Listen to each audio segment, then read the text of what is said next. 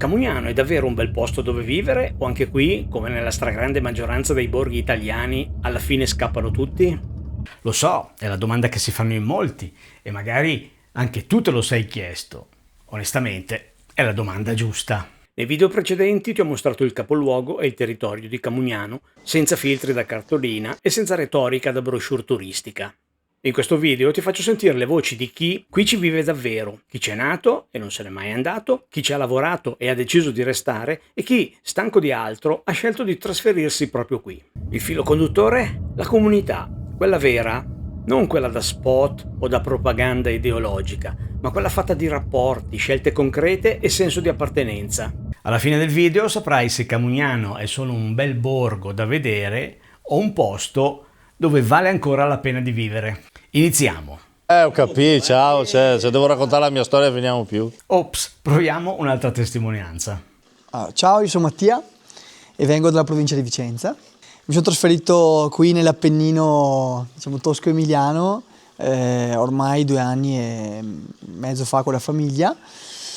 Perché sono venuto qui? Sono venuto qui un po' per caso, però devo dire che ci stiamo trovando molto bene. Siamo venuti qua perché volevamo trovare un contesto che permettesse a noi e soprattutto alle nostre bambine di vivere la vita con qualche marcia in meno, quindi meno confusione, meno casino, sai, meno traffico, meno ruota del criceto, in maniera un po' più legata alla natura, naturale, ritmi un po' più blandi.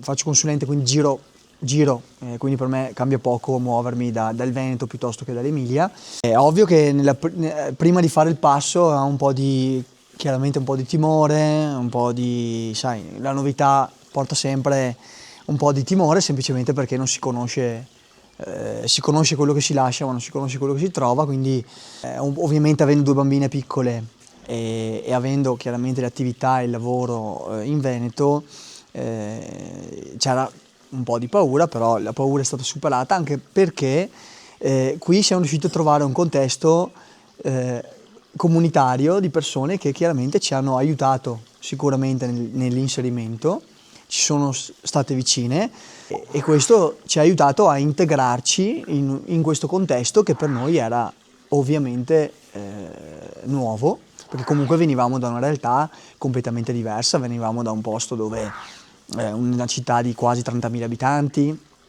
con tutti i servizi del caso.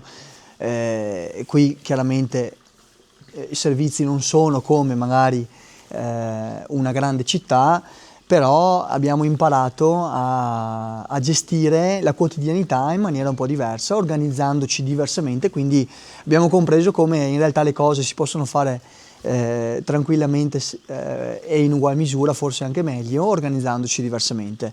Come siamo stati accolti come famiglia? Beh, siamo stati accolti sicuramente bene, poi sicuramente noi avevamo anche una propensione un po' chiaramente all'inclusione, ma quello che abbiamo trovato è appunto una comunità che si aiuta. Ecco, la cosa che ho visto rispetto magari a contesti più grandi, città più grandi, è che dove magari conosci e frequenti solo delle persone che conosci di più dal tuo passato, in contesti come questi riesci a creare delle relazioni con molte più persone, perché si è in meno, quindi si ha l'occasione di interagire con più persone. Perché? Perché dove ci si trova in un punto comune, come in questo caso, nel nostro caso ci si trova al bar oppure nel borgo quando ci sono le feste, gli eventi, in proloco quando ci sono gli eventi in particolare d'estate. E quindi se devo dirla, in 2 anni in questo paese, in questo borgo di pochissimi abitanti, comunque abbiamo costruito più relazioni di quanti ne abbiamo costruite a casa nostra, con molte più persone. Spesso, quando viene voglia di cambiare e mollare tutto, è facile commettere errori, magari sull'onda dell'entusiasmo.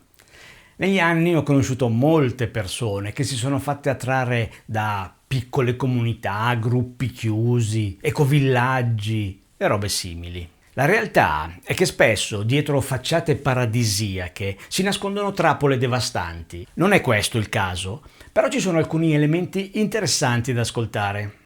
Ciao, mi chiamo Flaviano, sono veneto d'origine, sono quasi 3 anni che abito qua nell'Appennino tosco-emiliano, abito in una frazione qua vicino di Camugnano.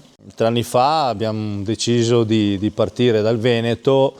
La scelta è sempre un po' come dire un'avventura, no? Quindi logicamente in accordo con la famiglia si decide di prendere, di partire. Abbiamo scelto queste zone attratti da una comunità che c'è qua, una comunità che ci ha permesso di venire nel posto, e il bello qual è stato? Che la comunità che credevamo di trovare invece l'abbiamo trovata al di fuori di questa comunità, che era un piccolo gruppo di persone. Le comunità vere le abbiamo trovate fuori nei paesi, e questo ci ha permesso veramente di riconoscere una cooperatività, una collaborazione tra le persone che vivono per esempio qua a Baigno. Io ne ho parlato diverse volte anche con alcuni di loro. È impressionante quello che si riesce a fare nel momento in cui c'è veramente una famiglia allargata, perché questa è una famiglia allargata. Nei piccoli paesi si creano queste famiglie allargate, queste comunità di persone che cooperando, collaborando riescono a portare tanto al paese e al benessere generale, insomma, di tutti. Io avevo una gelateria su in Veneto, venduto gelateria, venduto casa, siamo partiti, siamo arrivati qua. Logicamente il primo periodo è un po' di osservazione, no? Dobbiamo capire un attimo, conoscere le persone, integrarci, cosa assolutamente, come dire, è stato molto semplice, perché comunque le persone sono state tutte accoglienti con noi, e adesso niente, pian pianino c'è da ricostruire un po' l'aspetto lavorativo. Il bello di questi posti qua è che permettono sicuramente anche un certo sviluppo, quindi se arrivi con delle idee, con delle voglie, con un po' di voglia di fare, c'è effettivamente la possibilità di creare e di collaborare, e questa è una cosa bellissima, insomma, ecco. Da dove arrivo io, comunque paesi industrializzati, dove generalmente grosse aziende, dove generalmente c'è come dire, nel contesto dove sei un numero che lavora all'interno di un ambiente, qua invece diventa tutto ridimensionato, però questo ti permette di essere creativo, di tirar fuori il tuo valore. E logicamente bisogna adeguarsi a determinate dinamiche, però questo ti permette veramente di tirar fuori alcuni aspetti di te che in altri contesti generalmente uno abbandona, no? Perché si adegua alla routine. Qua invece ti rimetti in gioco a tutti gli effetti. Quindi io oggi sono qua, sto ricostruendo la mia vita, ho 2 bambini anch'io, vanno in una scuola, tra l'altro anche la scuola mi permetto di dire che è una chicca, perché comunque non ci sono quelle scuolone da 30, 20, 30 ragazzi per classe, sono scuole un po' più piccoline, anche il contatto con professoresse o maestri è più diretto, c'è un dialogo più veloce, e quindi anche lì sotto l'aspetto scolastico c'è la possibilità di avere un controllo che in altri luoghi non c'è. Ho chiesto a Flaviano che consiglio darebbe a chi sta pensando a una scelta simile alla sua, ma è titubante, ha paura. La paura sicuramente la fa, c'è, è inutile dire che vieni, no, è tutto rose e viole, quello no, però d'altronde la qualità della vita che si può arrivare ad avere in questi luoghi è sicuramente tutt'altro, soprattutto se hai dei bambini. Se hai dei bambini riesci in qualche maniera a fargli prendere una strada che col tempo in qualche maniera li tiene anche connessi a loro stessi, perché comunque le relazioni che si creano sono più vere, la natura che c'è intorno è natura, con gli animali che si incontrano per strada, le passeggiate che si possono fare, anche le attività sportive, tutto sommato, perché comunque mio figlio ha 12 anni, ha la mountain bike elettrica, in compagnia con altri ragazzini, partono, si fanno i giretti, comunque sono luoghi sicuramente da visitare e che offrono diverse opportunità. Questo è un video della guida Dove vivere in Italia, che non è una guida turistica. Analizziamo piccoli comuni e borghi italiani per capire dove si vive davvero bene. I video ti fanno percepire l'atmosfera e lo spirito di un luogo, ma il cuore del progetto sono i report che trovi sul sito, analisi basate su centinaia di parametri oggettivi, non su opinioni personali. In pochi minuti puoi capire se un comune è davvero vivibile. Collegamenti, negozi, sanità, fibra, rischi idrogeologici, sicurezza e molto altro. Torniamo a Camugnano per ascoltare un'altra testimonianza che sottolinea anche un aspetto tipico dei piccoli comuni e dei borghi, la sicurezza. Io mi chiamo Maurizio, sono un cittadino del comune di Camugnano, sono originario del Salento, la provincia di Lecce.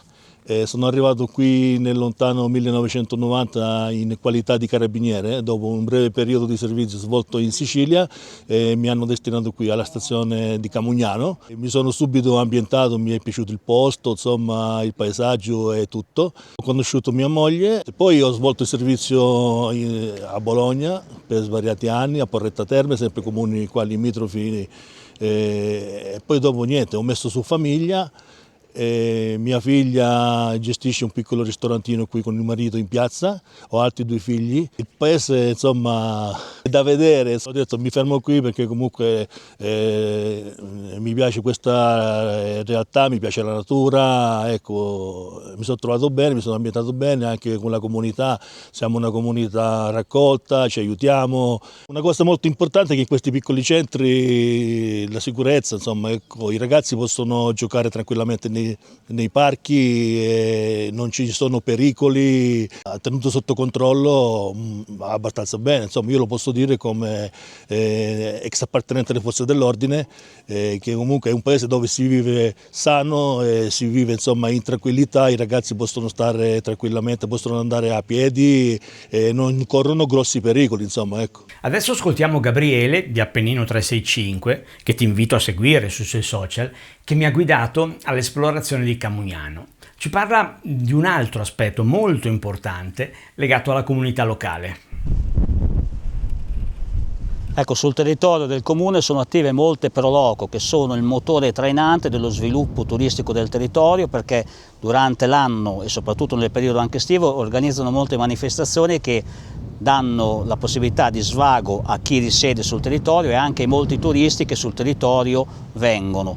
Qui siamo a Baigno e siamo davanti alla sede della Pro Loco del paese, un'associazione che è stata costituita nel 1997 e quella struttura che vedete è proprio la sede della Pro Loco, che è adibita a ristorante, a pizzeria durante il periodo estivo e quando si fanno le manifestazioni. È una struttura su 2 piani, l'investimento finanziario che è servito per la realizzazione di questa struttura, voglio sottolinearlo, che è frutto non di finanziamenti pubblici ma del lavoro volontario di tante persone che negli anni hanno dato vita alle manifestazioni, che hanno permesso di pagare il costo quindi del mutuo che era stato contratto per la realizzazione di quest'opera, e grazie anche agli sponsor e alle aziende che negli anni hanno sostenuto l'operato della Pro Loco. Questo è un chiaro esempio di quello che le Pro Loco possono dare e devono dare al territorio.